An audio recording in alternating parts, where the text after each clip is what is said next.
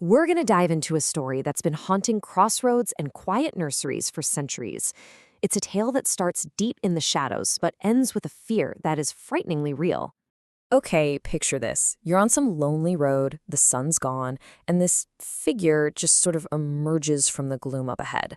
What's your gut tell you to do? Go ahead and vote in the poll. It's a classic horror setup for a reason. That split-second decision is everything. But what if you don't actually have a choice? What if that figure is already coming for you?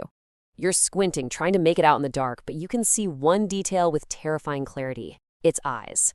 They're not just reflecting light, they're burning, like hot coals staring right into your soul. And as it gets a little closer, you catch a glint of something metallic. But it's not a weapon. No, it's the creature's teeth.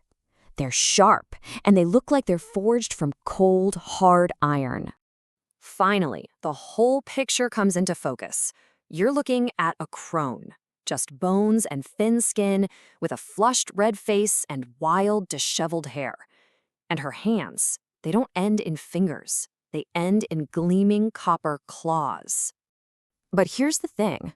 This horrifying vision isn't just some random nightmare your brain cooked up. This is a very specific entity, a demon, known and feared by name across a huge part of the world. Meet the owl. This demon is a major figure in folklore all the way from the Caucasus Mountains to Iran and right across Central Asia. Now, depending on where you are, you might hear it called alk or hamasi or ol, but the terror it brings is always the same. So the big question is, what's its goal? Why does it haunt these lonely places? What is it hunting? And this is where the story takes a truly chilling turn. You see, the owl isn't just preying on random travelers. It has a very specific target. It goes after pregnant women who are in the incredibly vulnerable moment of childbirth, and new mothers and their babies during the first critical 40 days of life. The folklore is brutally specific about what the owl does. One source puts it this way: the demon literally steals the internal organs of mothers and snatches their newborn babies, leaving a demonic changeling, an imp, in its place. It's just chilling. You know, so many cultures have similar legends. What are the ones from your part of the world? I genuinely love to see them in the comments below. So when you're facing a threat that specific, your defense has to be just as precise. For 40 days and 40 nights after a child was born, the family home basically became a fortress.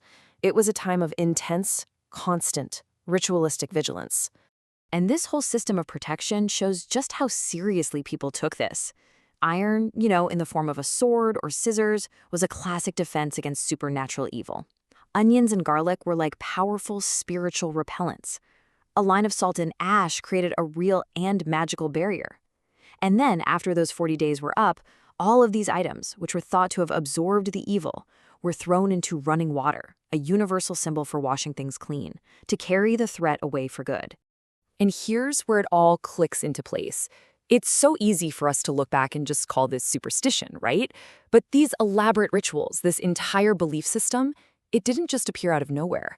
It was a way for people to fight back against a danger that was very, very real.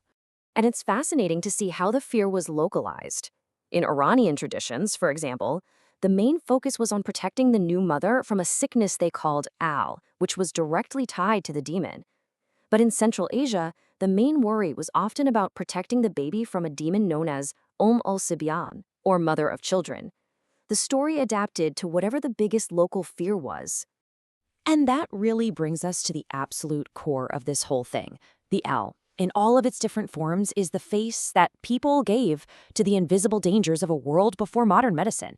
It's the personification of anxieties that they didn't have a scientific name for. These were the real monsters. Before we understood hygiene and modern medicine, childbirth was just incredibly dangerous.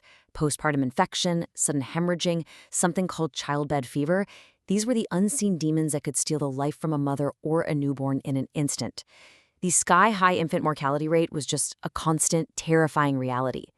The owl rituals were a way of creating some sense of control over these devastating, random tragedies. So why are we still talking about the owl today? Well, because even though we've largely conquered those specific medical threats, the fears underneath them, the fear of vulnerability, of sudden loss, of some unseen force harming the people we love, those are absolutely timeless. And that's exactly why this demon has found a new life.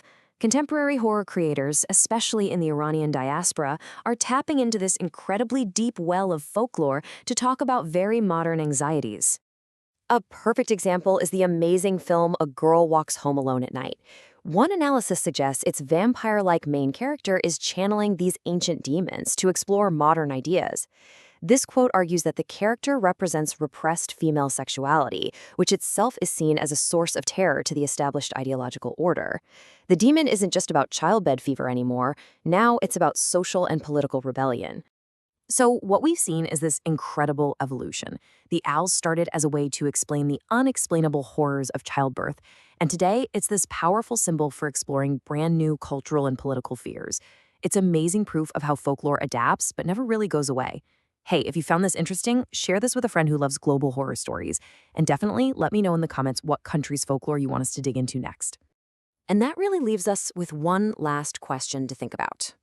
We have all this science and technology, but the old stories clearly still have power.